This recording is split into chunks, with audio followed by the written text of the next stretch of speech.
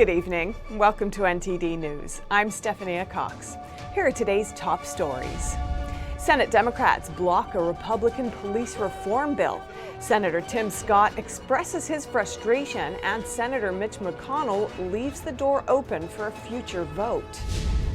A new development in the Crossfire hurricane legal case. A federal appeals court orders a judge to dismiss former National Security Advisor Michael Flynn's case.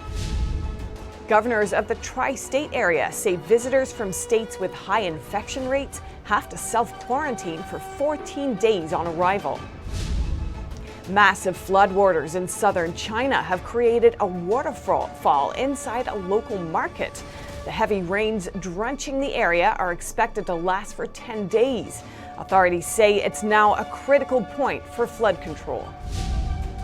And the U.S. is considering new trade tariffs on European products. It's the latest move in the trade dispute between the U.S. and EU over plane subsidies.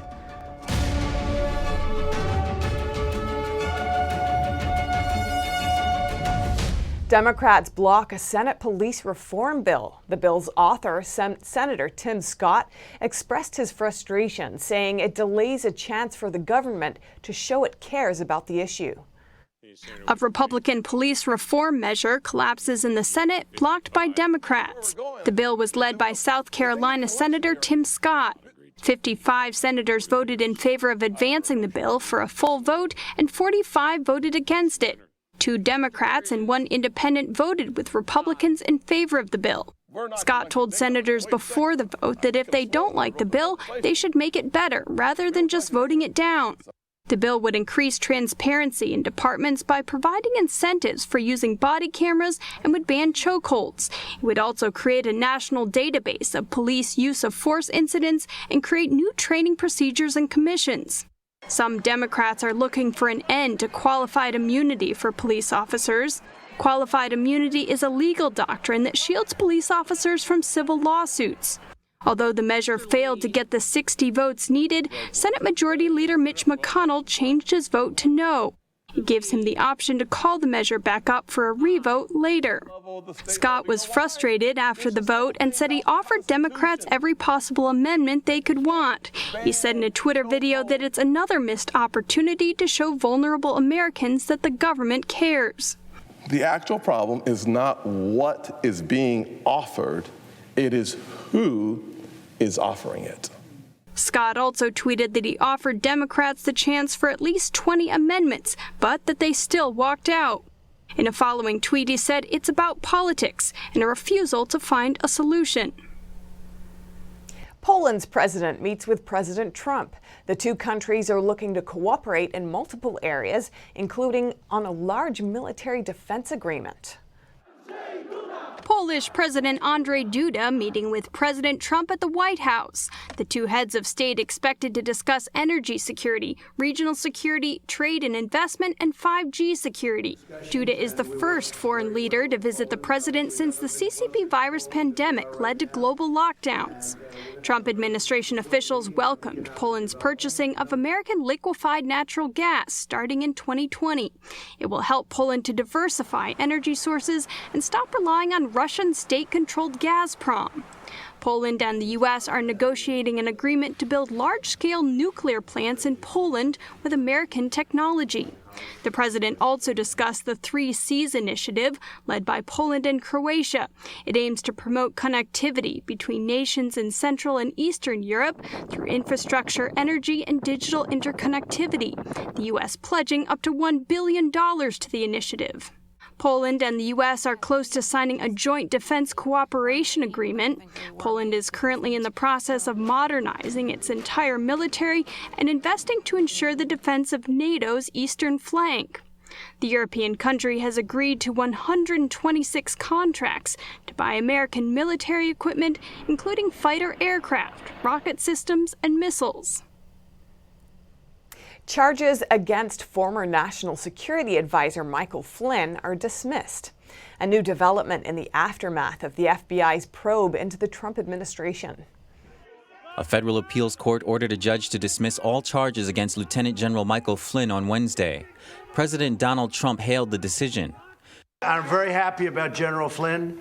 He was treated horribly. He was treated very, very horribly by a group of very bad people.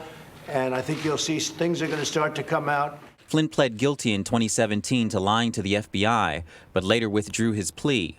A review of the case ordered by Attorney General William Barr this year resulted in new evidence indicating that the FBI tried to catch Flynn in a lie, an improper purpose for investigation.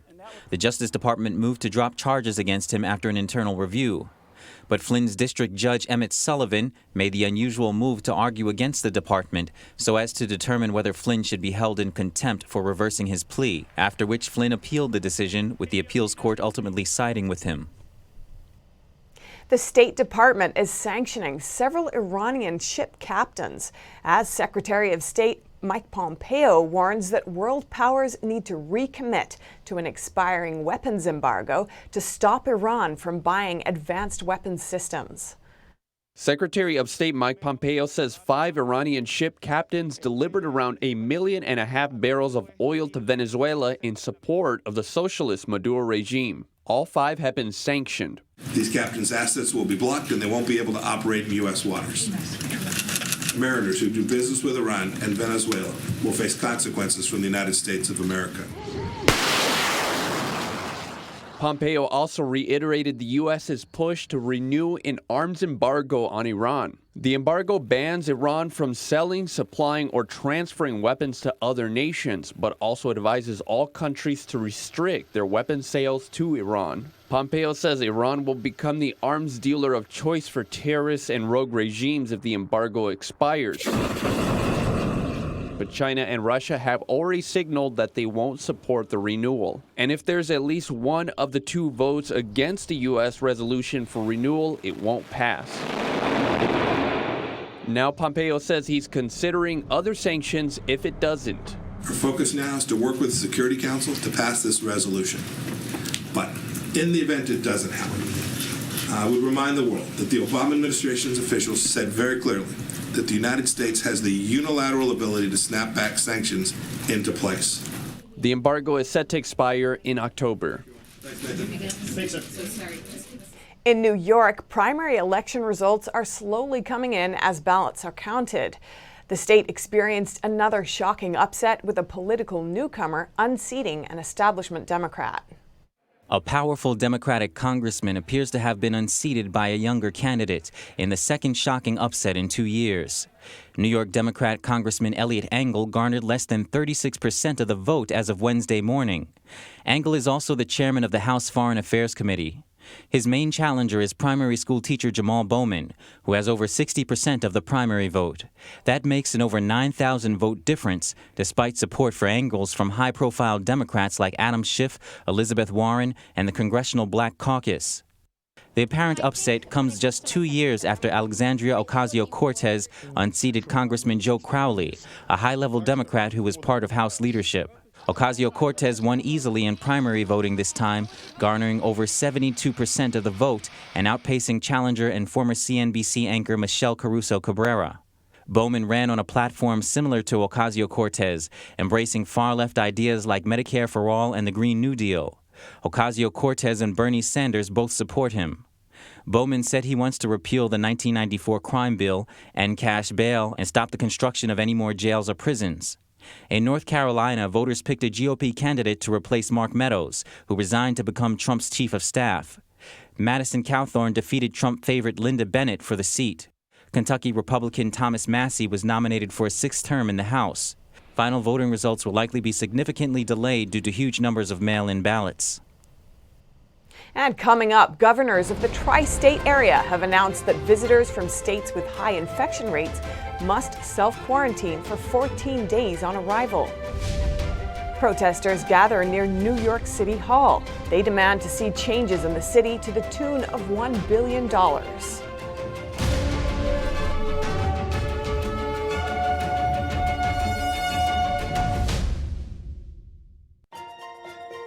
Hello there. Doesn't it feel like we're moving further away from the very values that our republic was built upon? and the media in our country have just been adding fuel to the flame, which is why you need to try The Epoch Times. It's pure, honest journalism that's restoring traditional values and reports the news with no spin, no hidden agendas, and no false narratives. So if you want to know the truth about the FISA abuse that took place during the 2016 election, or how socialist and communist ideologies have been infiltrating our society, or how the Chinese Communist Party's cover-up led to this global pandemic, and so much more, then you need to try The Epoch Times. And for a limited time, you can try the paper yourself for a full month for just $1, and we'll send you a very special gift. A 58-page magazine that investigates the truth behind the Chinese Communist Party's cover-up of the virus. So go to readepoch.com, try The Epoch Times, get your free gift, and stay truly informed.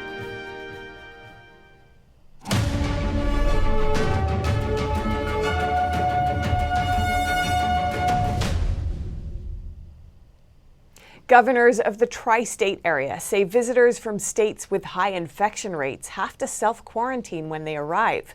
Earlier this week, some states reported record increases in virus infections.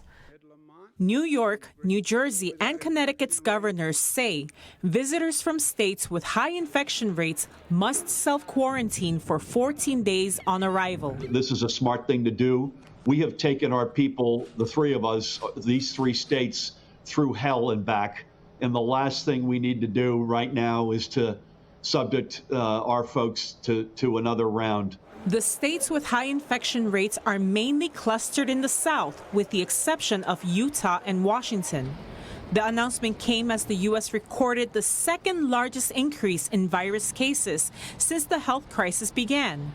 Earlier this week, 5 states recorded their highest increase in infection numbers since the outbreak began. New York was for a time the center of the pandemic in the U.S., but has since lowered its rate of infection. This year's New York City Marathon isn't going ahead. Organizers say they're concerned about the virus spread. The New York Roadrunners Club said the decision to cancel the world's largest marathon was due to safety and health concerns. The race was scheduled to take place November 1st. The 26.2-mile race traverses all 5 boroughs of the city.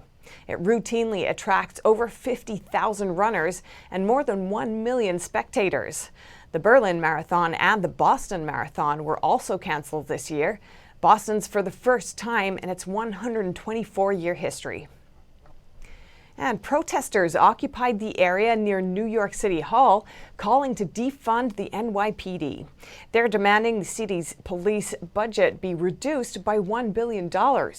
They say they want that money to go into social services and marginalized communities. NTD's Kevin Hogan has the story. What do we want? Justice! What do we want? Now! Protesters chanted in front of New York City Hall today, voicing their concerns about the city's police budget. The death of George Floyd in Minneapolis police custody has spurred calls to defund the police. Shut it down!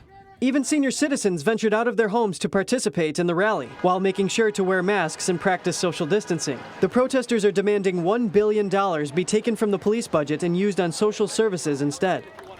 Fair for every level of people in our society.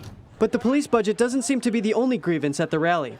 One woman donned a shirt that read, "White lives matter too much." One sign called for defunding the military, and another claimed capitalism is racist. Imagine that. One woman who came to support the rally has a 26-year-old autistic nephew who assaulted his aunt and later assaulted her. She says the police released him after holding him overnight for the first assault. He should have received some type of help to address his aggression, and he did not receive it. Had he received the services, maybe he wouldn't have assaulted me, and I wouldn't be in this position that I am, that I'm now homeless. A priest at the rally agrees with reallocating police funding into troubled communities.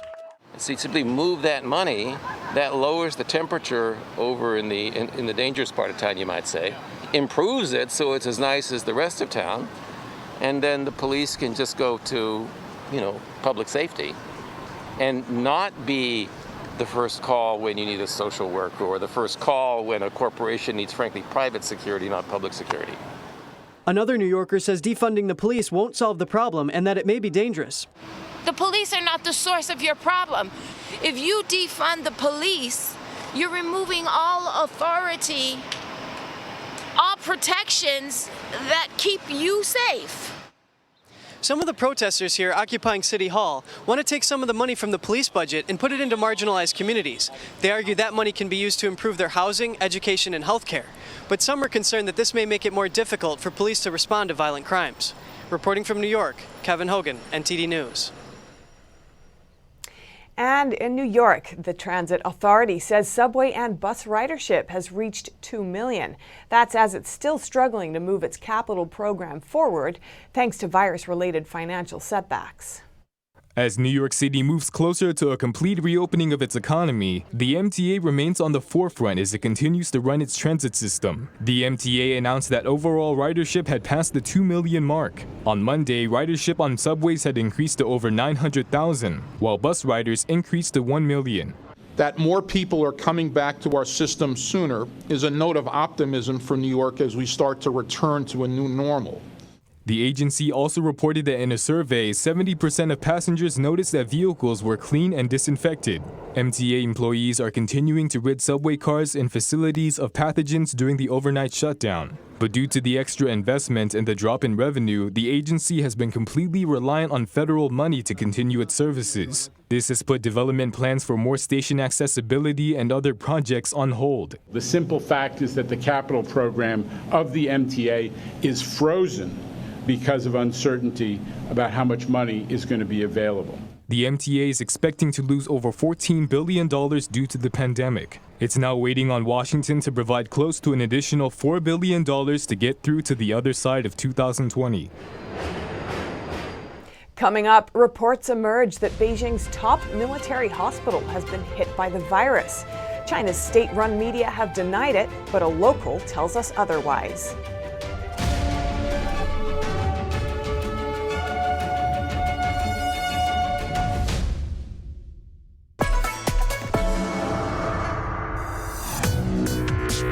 Viewers have described China Uncensored like The Daily Show, but about China. At the beginning, I was super excited when I got 500 views, and now the show's grown to about 500,000 subscribers on YouTube. One episode reached 7.9 million people. I'm a little freaked out that that many people have seen my face. In 5 years, I see China Uncensored as the sole source of edutainment worldwide.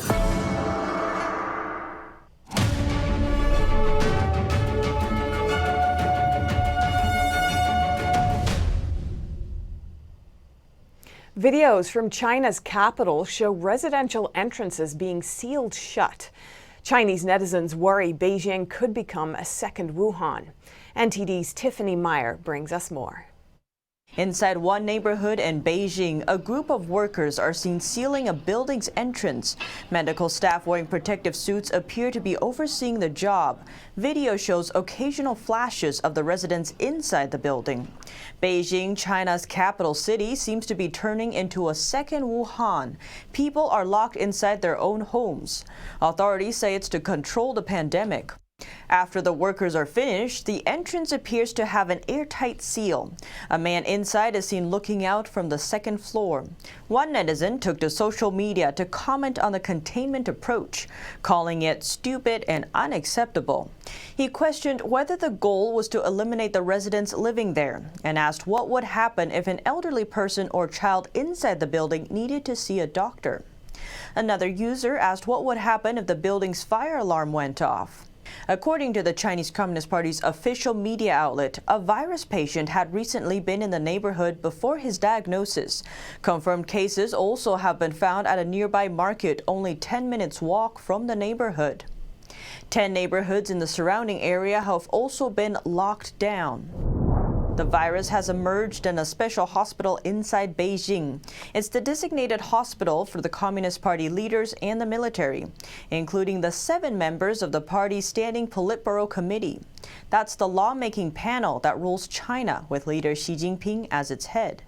A resident from one Beijing neighborhood, home to military staff and their families, told us that the number 301 military hospital was hit by the virus.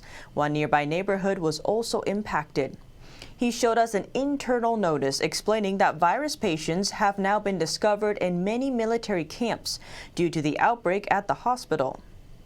Messages about the hospital outbreak are circulating on social media. Speculation is rising that some Communist Party leaders may be infected. The focus is on one of the Politburo Committee's 7 members who nearly disappeared from Chinese media in June. There is no official explanation for the absence. The official is responsible for discipline inspection for the party's anti-corruption work. Chinese authorities have since issued a notice calling the information about virus cases in that hospital a rumor. Thanks, Tiffany. And the heavy rainfall that soaked a vast area in southern China is hitting a new high today. State authorities say emergency rescue efforts are now at a critical stage. NTD's Juliet Song has more. A video surfacing online shows a local market in southwestern China overflowing with floodwater.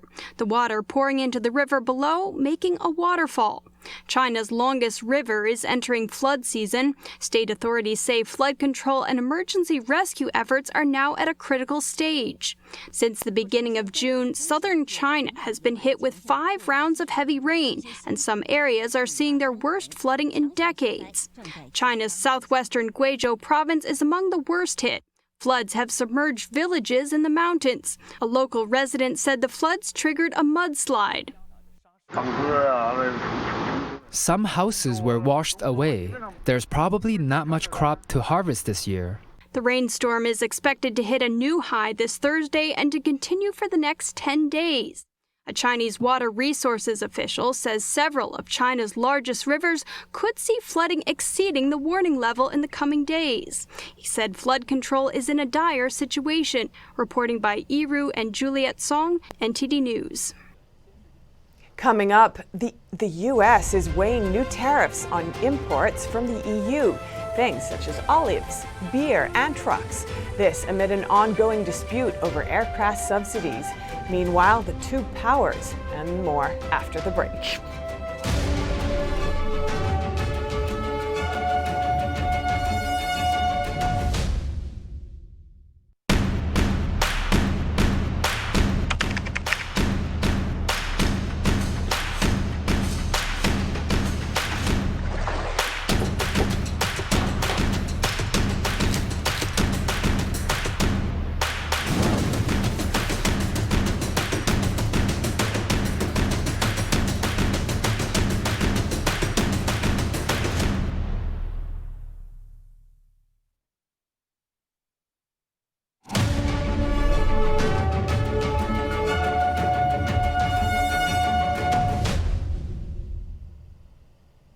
The latest in the EU-US trade conflict.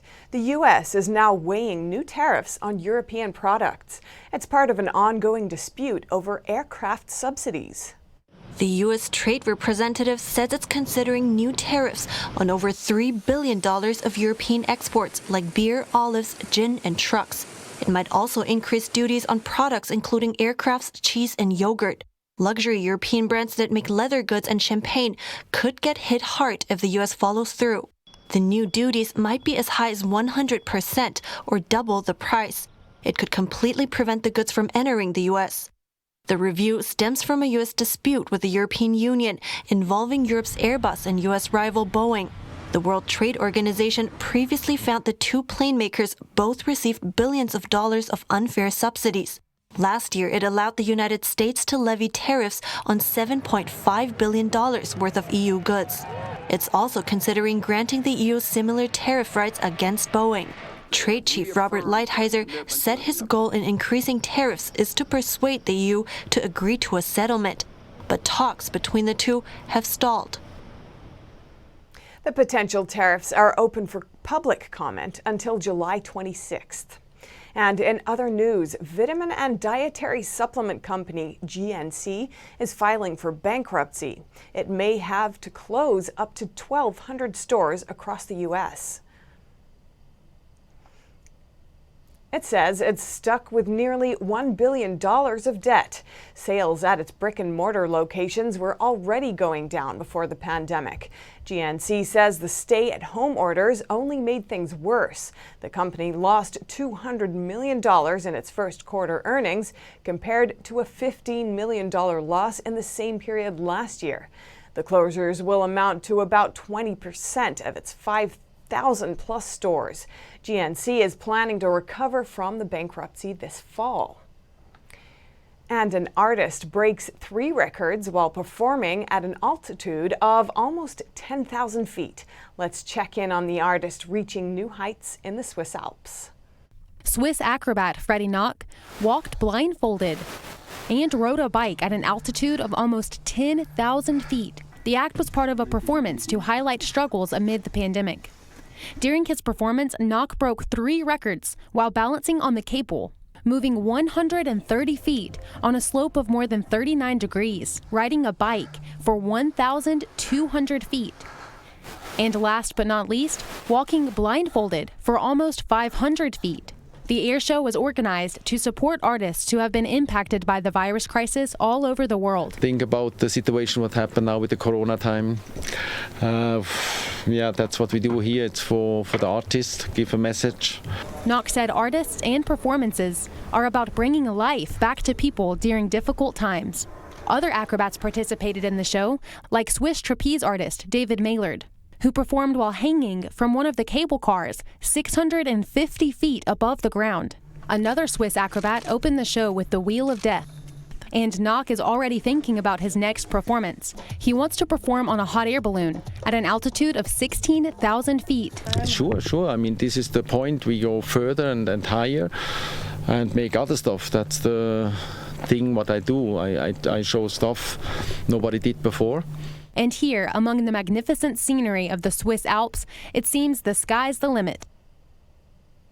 And that's all for our broadcast audience. But if you're watching us on YouTube, the show continues live, so stay tuned after the weather forecast.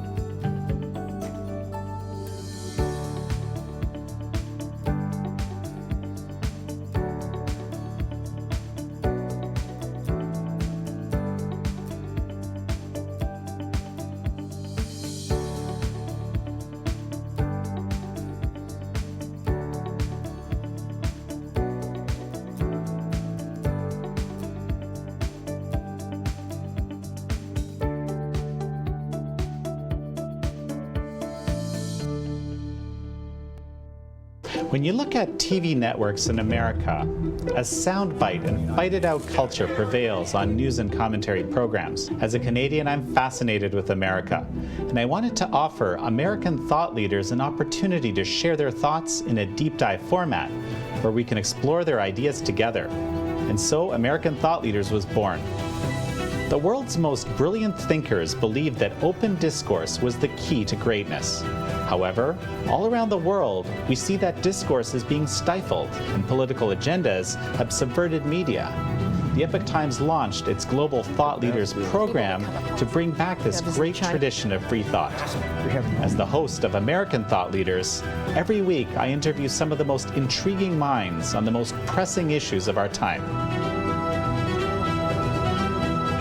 Be sure to check out our new episodes every week.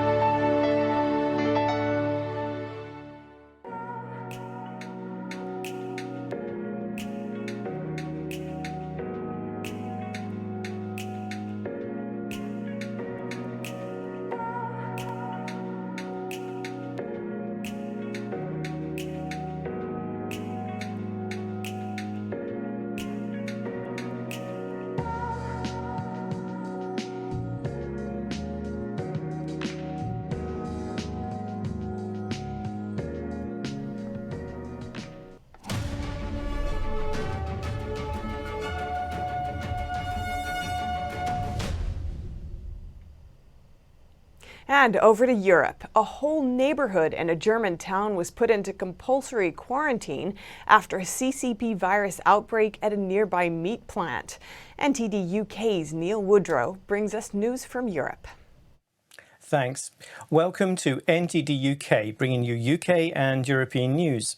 A neighbourhood in the German town of Werl was sealed off and its residents put into compulsory quarantine on Tuesday after a coronavirus outbreak at a meat packing plant nearby. Gütersloh is the first area in Germany to reintroduce a lockdown after restrictions began to ease in late April.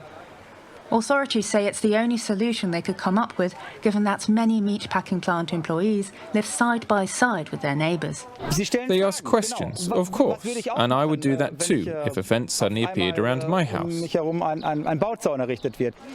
The mayor says they are making people's lives as pleasant as possible. Police will deal with anyone who refuses to stay in quarantine. But so far that has not been necessary at all. The atmosphere has not heated up at all, and I hope it stays that way. That is our challenge.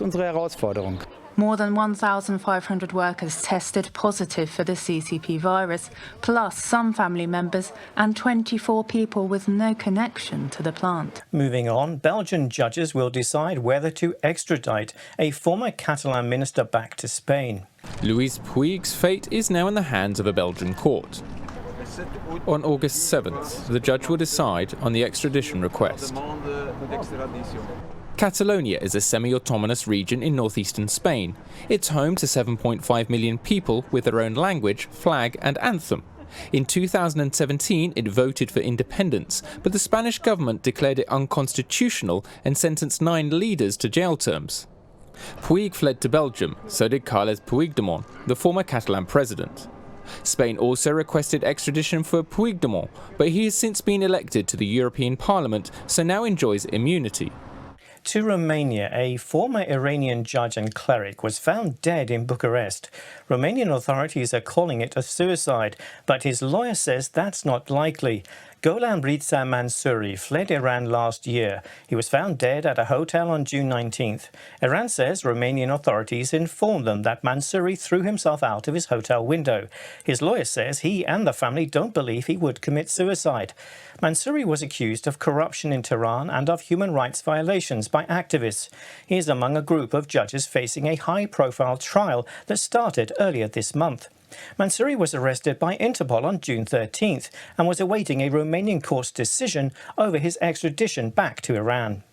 Also in Belgium, masks are now an everyday item, yet most are dull and impersonal. But they don't have to be.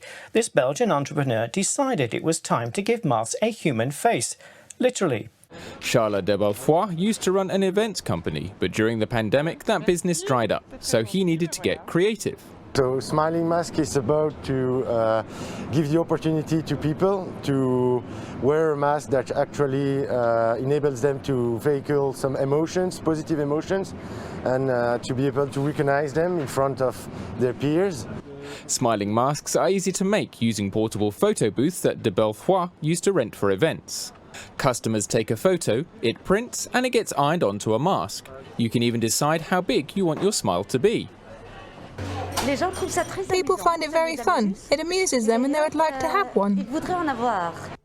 Smiling Mask also has an app so people can order their personalized masks online. Each costs about $22 and can be washed 8 to 10 times. To France, where Paris's iconic Muséum d'Orsay is open again to visitors. With sharply reduced numbers, the museum's head is calling for state help to recover. Visitors need to book tickets online, and inside the museum they must wear masks and keep a safe social distance. That means the museum can only receive 5,000 visitors per day, compared to 15,000 in a normal summer season. That's the challenge. 70% of the museum's revenue comes from ticket sales. We will have for sure a lot of dialogue with the Minister of Culture and Budget to see how we can deal with our revenue shortfall linked to ticket selling. France's borders are also still closed to many tourists, which is another challenge. Foreign tourists account for 70% of all visitors during the summer. Orsay is a former railway station on the left bank of the Seine River. It houses the world's largest collection of Impressionist and post-Impressionist masterpieces. And in the UK, baby Theo, who was born 3 months premature at the peak of Britain's pandemic, is finally going home. In April, Kirsty Anderson was rushed to hospital to give birth to a son who wasn't due for another 3 months. Born weighing just 2 pounds 4 ounces, he was immediately rushed into intensive care and later an incubator. Due to CCP virus restrictions, his family couldn't see him together. Baby Theo gained world fame, though, after his photo was featured in British newspapers and news sites globally. Today, Theo is 9 weeks old and weighs 6 pounds 4 ounces. And finally, 16-month-old Arlo can meet his baby brother. That's all from the NTD UK newsroom. Back to New York. Thanks, Neil. Around the world, the tourism industry is suffering. But in Italy, since lockdown restrictions have loosened, more people are hitting the hiking trails. Laura Lodone is responsible for tourism at the biggest entrepreneurs confederation in Italy. She's positive about the growing trend of outdoor and ecotourism. We see pale hints of recovery in seaside tourism because it's Italians themselves who are rescheduling holidays at the seaside. Andrea Broghi is a clear example of how outdoor and local tourism have merged into an unexpected new trend. A year ago, he set up a company that offers hiking tours as a way to increase communities' understanding of their environment and encourage local tourism. Luckily, we spotted the growing trend of tourism and ecotourism. Our hope is that people will abandon the mass tourism approach. One of the hikes on offer is a trail. It winds among giant trees in a forest in the south of Florence. Most of the hikers live nearby. Very often people do not see how many interesting things they have before their eyes unless there is someone who lights your interest. For Broghi, this is a new form of ecotourism. Coupled with a new environmental awareness among Italians post-lockdown, it has the potential to decrease mass tourism in the country. Even in Tuscany, despite the bad time we are living through, we're creating new opportunities in much more valuable clusters than before. Fears about the decline of mass tourism are tangible in Tuscany, in urban areas and in the countryside. Many areas which had bet all their development on international tourism or food and beverage are facing a year with close to no revenue and with no other industrial or productive alternatives. Lodone believes the new forms of eco-awareness and short-haul travel for locals can rebalance many areas. She says it can bring sustainable development to areas she says have relied too much on international tourism. Major League Baseball and its players have agreed to a short 60-game season. The starting date has already been set. The NBA is also set to return soon, but 7 of its players recently tested positive for the virus. Major League Baseball and its Players Association agreed to a shortened 60-game season for this year. The agreement ended weeks of heated talks between the team owners and players. Players will report for spring training by July 1st, with the season set to begin no later than July 24th. The proposed schedule is designed to limit travel as much as possible, with the majority of games involving divisional play. 7 NBA players have recently tested positive for the virus. One of them is Denver Nuggets All-Star center Nikola Jokic. He was also the only one of the group who was specifically identified. He's currently under quarantine in his native country, Serbia. Professional golfer Cameron Champ has withdrawn from this week's event in Cromwell, Connecticut. That's after he tested positive for the virus during pre-tournament screening. Champ, a 2-time winner on the PGA Tour, is the second known member of the circuit to test positive. Fellow American golfer Nick Watney tested positive last week. Champ said he feels great physically and was both surprised and disappointed that he tested positive. Rio de Janeiro Mayor Marcelo Crivella has suspended 2 Brazilian football games amid controversy over restarting the season. The setback comes after Rio's state championship became the first of Brazil's soccer tournaments to restart last week after a 3-month break. But 2 of the city's clubs said they weren't ready to return yet because they needed more practice time. When courts refused their appeal to postpone the games, the mayor made the call instead. And that's all for today's news. Thanks for tuning in. I'm Stephanie Cox.